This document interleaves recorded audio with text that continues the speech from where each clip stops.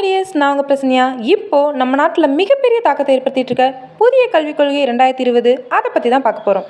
தமிழ்நாடு ஆரம்பத்துலேருந்தே அதை எதிர்த்துட்ருக்கு. அதுக்கு என்ன காரணம் வாங்க பார்க்கலாம்.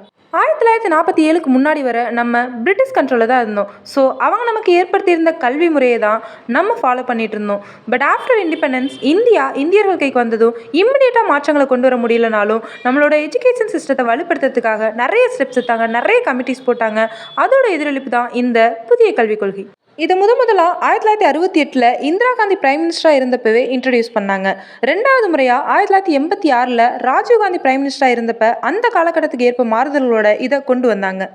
இப்போது ஓய்வு பெற்ற நீதிபதி கஸ்தூரி ரங்கன் தலைமையிலான கமிட்டி 2019 அளித்த பரிந்துரைகளின்படி அகைன் இந்த கல்விக் கொள்கையை 2020 பிரைம் மினிஸ்டர் நரேந்திர மோடி அவர்கள் நிறைய மாறுதல்களோட இன்ட்ரடியூஸ் பண்ணியிருக்காங்க. இதுக்கு 2030க்குள்ள எல்லா பகுதிகளிலையும் ஒப்புதல்களோட நடைமுறைப்படுத்தணும்னு டெட்லைனும் விதிச்சிருக்காங்க. இந்த கல்விக் கொள்கையில் முக்கியமாக இப்போ இருக்க கல்வி முறையை டோட்டலாக மாற்றுறாங்க. அதாவது ஆல்ரெடி இருக்கும் சிஸ்டமில் நம்ம 9th ஸ்டாண்டர்ட் வர அந்தந்த ஸ்கூலே எக்ஸாம்ஸ் நடத்தி பாஸ் ஃபெயில்னு சொல்லிடுவாங்க. 10th தான் ஃபர்ஸ்ட் பப்ளிக் எக்ஸாம் நம்ம ஃபேஸ் பண்ணுவோம். நெக்ஸ்ட்டு 11th 12th டிகிரி இப்படி இருக்கும். பட் இப்போது ஒரு குழந்தை தன்னோட 5வது வகுப்புலேயே பப்ளிக் எக்ஸாமை ஃபேஸ் பண்ணணும்னு சொல்கிறாங்க. இந்த கல்வி முறையே 5+3+3+4 சிஸ்டம்னு சொல்கிறாங்க. அதாவது முதல்ல அடித்தள நிலை 3லேருந்து 8 வயசுக்குள்ள 5 வருஷத்தில் ப்ரீகேஜிலேருந்து 2ஆம் வகுப்பு வரை ஒரு பாடநிலையை வடிவமைச்சிருக்காங்க. ரெண்டாவது 8லேருந்து 11 வயசு வரை 5ஆம் வகுப்பு வரையும், மூன்றாவது நிலை 11லேருந்து 14 வயசு வரை 8ஆம் வகுப்பு வரையிலும், நான்காவது நிலை 14லேருந்து 18 வயது வரை 9லேருந்து 12ஆம் வகுப்பு வரையும் இப்படி ஒவ்வொரு நிலையாக பிரிச்சிருக்கிறாங்க. முக்கியமாக இப்போ இருக்க கல்வி முறையில் நம்ம 10th வர எல்லாருக்கும் காமன் சிலபஸ் தான். 11th தான் நமக்கு விருப்பமான பாடங்களை தேர்ந்தெடுத்து படிப்போம். பட் புதிய கல்விக் கொள்கையில் 9th ஸ்டாண்டர்ட்லேயே நமக்கு விருப்பமான பாடத்தை தேர்ந்தெடுத்து படிக்கலான்னு சொல்லியிருக்காங்க. அதுக்கு ஏற்ற மாதிரி பாடங்களையும் வடிவமைச்சிருக்காங்க. அது மட்டும் இல்லாமல் காலேஜும் 4 years, அதையும் 4 ஸ்டேஜாக பிரிச்சிருக்காங்க. நீங்கள் ஃபஸ்ட் இயர் கம்ப்ளீட் பண்ணிங்கன்னா ஃபவுண்டேஷன் சர்டிஃபிகேட் கொடுத்துருவாங்க. ஃபார் எக்ஸாம்பிள் நீங்கள் பிஎஸ்சி பிஏ படிக்கிறீங்கன்னா ஃபஸ்ட் இயர் கம்ப்ளீட் பண்ணதும் உங்களுக்கு ஃபவுண்டேஷன் சர்டிஃபிகேட் அப்படின்னு சொல்லி கொடுப்பாங்க. செகண்ட் இயர் முடிச்சதும் டிப்ளமோ சர்டிஃபிகேட் கொடுப்பாங்க. தேர்ட் இயர் முடித்ததும் டிகிரி சர்டிஃபிகேட் கொடுத்துருவாங்க. ஃபோர்த் இயர் கம்ப்ளீட் பண்ணிங்கன்னா ஆராய்ச்சியுடன் கூடிய பட்டம் அப்படின்னு சொல்லி உங்களுக்கு கொடுப்பாங்க. இதுக்காக தேசிய ஆராய்ச்சி நிறுவனமும் அமைக்கப்படும்னு சொல்லியிருக்காங்க. இதில் நீங்கள் எந்த ஸ்டேஜ் வரை கம்ப்ளீட் பண்ணிங்களோ அதுக்கான பாயிண்ட்ஸ் உங்களுக்கு ஆட் பண்ணிக்கிட்டே வருவாங்க. நீங்கள் ஸ்கூலில் இருந்து பண்ணுற ஒவ்வொரு அச்சீவ்மெண்ட்ஸ்க்கும் பாயிண்ட் ஃபிக்ஸ் பண்ணிகிட்டே வருவாங்க. நீங்கள் வேலைக்கு போகும்போது அந்த பாயிண்ட்ஸை பேஸ் பண்ணி உங்களுக்கு ஜாப் கொடுப்பாங்கன்னு சொல்கிறாங்க. இப்போது நீங்கள் காலேஜில் எந்த ஸ்டேஜில் குவிட் பண்ணுறீங்களோ அதுக்கான ஜாபை நீங்கள் தேடிக்கலாம். பட் இதனால் நிறைய ட்ராப் அவுட்ஸ் வரும்னு அதை எதிர்க்கிறவங்க ஃபீல் பண்ணுறாங்க. நெக்ஸ்ட்டு மொழி பிரச்சனை. இது தாங்க இங்கே முக்கியமான பிரச்சனை. இங்கே 5th ஸ்டாண்டர்ட் வரைக்கும் அந்த குழந்தை தன்னோட தாய்மொழியில் தான் கட்டாயம் படிக்கணும். தேவைப்பட்டால் இந்த தாய்மொழி கட்டாயம்ன்றதை 8th ஸ்டாண்டர்ட் வரைக்கும் நீடிக்கலாம்னு சொல்லியிருக்காங்க. 9th அவங்க 3 மொழியை படித்தே ஆகணும். ஃபஸ்ட்டு தன்னோட வட்டார மொழி, அதுதான் நமக்கு தமிழ் தாய்மொழி. ரெண்டாவது ஆங்கிலம். மூணாவது இந்திய மொழிகளில் ஏதாவது ஒரு மொழியை சூஸ் பண்ணி படிக்கணும். ஆக்சுவலாக ஒரு நாட்டில் கல்வின்றது எவ்வளோ முக்கியம். அந்த கல்வி முறையில் மாற்றம் கொண்டு வரப்போ ஏன் மத்திய மாநில அரசுகளுக்கு இடையில் பிரச்சனை வருது? இங்கே 1976க்கு முன்னாடி வரைக்கும் கல்வி மாநில பட்டியலில் இருந்துச்சு நம்ம இந்திய சட்டத்தில். அதாவது மாநில பட்டியலில் இருக்க எந்த ஒரு விஷயத்துக்கும் எந்த முடிவு எடுக்கிறதுனாலும் அதுக்கு அந்த மாநிலத்துக்கு தான் முழு உரிமை இருக்குது. பட் 1976 42வது சட்ட திருத்தத்தில் கல்வியை பொதுப்பட்டியலில் கொண்டு போய் வைக்கிறாங்க. அதாவது பொதுப்பட்டியலில் இருக்க எந்த ஒரு விஷயத்துக்கும் அதில் சட்டம் இயற்ற மத்திய அரசுக்கும் உரிமை இருக்குது, மாநில அரசுக்கும் உரிமை இருக்குது. பட் இதில் ஏதாவது கான்ஃப்ளிக்ட் மோதல் வந்துச்சுன்னா மத்திய அரசு எடுக்கிறது தான் இறுதியான முடிவு. ஸோ இதனால தான் நீட் மாதிரியான எக்ஸாம்லையும் நம்மளால் தன்னிச்சையாக முடிவெடுக்க முடியல. ஓகே, இதெல்லாம் கேட்கும்போது நல்லா தானேப்பா இருக்குது. விருப்பப்பட்ட பாடத்தை படிக்கலாம், விருப்பப்பட்ட மொழியை கற்றுக்கலான்னு தோணும். ஆனால் ஏன் பலரும் இதை எதிர்க்கிறாங்க? நம்ம மும்மொழி கொள்கையை எடுத்துப்போம்.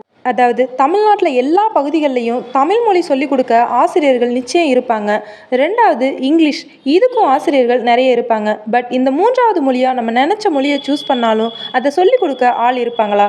ஸோ நம்ம கொஞ்சம் ப்ராக்டிக்கலாக யோசித்தா தமிழ் இங்கிலீஷ்க்கு அப்புறம் ஹிந்தி சொல்லிக் கொடுக்க தான் பெரும்பாலும் டீச்சர்ஸ் கிடைப்பாங்க.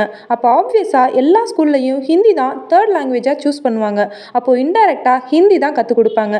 சரி, அப்போது ஹிந்தி கற்றுக்கலாமே, அதில் என்ன ப்ராப்ளம்னு யோசிக்கலாம். இங்கே தான் நீங்கள் முக்கியமான ஒரு விஷயத்தை யோசிக்கணும். உலகத்தில் எல்லா ஆராய்ச்சியாளர்களும் சொல்கிற விஷயந்தான், ஒரு குழந்தை தன்னோட தாய்மொழியில் படித்தாதான் அதோட அறிவில் அதீத வளர்ச்சி இருக்கும். ஸோ தாய்மொழி உணர்வுபூர்வமான மொழி, அதை முழுமையாக முதல்ல நம்ம கற்றுக்கணும். செகண்டு ரொம்ப முக்கியமான ஒன்று, உலகளாவிய மொழி ஆங்கிலம். தமிழ்நாட்டில் எல்லா கவர்மெண்ட் ஸ்கூல்லையும் குழந்தைங்க இங்கிலீஷில் நல்லா பேசுகிறாங்களா? நீங்களே நல்லா யோசிச்சு பாருங்கள். இங்கிலீஷ் ஆங்கிலத்தோட அவசியம் நமக்கு நல்லாவே தெரியும். இப்போ ஒரு ஐடி கம்பெனிக்கு வேலைக்கு போனாலும் ஃபஸ்ட்டு டெஸ்ட் பண்ணுறது நம்மளோட கம்யூனிகேஷன் ஸ்கில். ஆமாவா இல்லையா? இங்கிலீஷ் நல்லா ஃப்ளூயண்ட்டாக பேசினாலே உங்களுக்கு நிறைய வேலைகள் இருக்குது. இது உண்மைதானேங்க. இங்கே படித்து முடிச்சுட்டு எத்தனை பேர் வெளிநாட்டுக்கு போய் வேலை செய்ய ஆசைப்படுவாங்க? எத்தனை பேர் வெளி மாநிலத்துக்கு போய் வேலை செய்ய ஆசைப்படுவாங்க?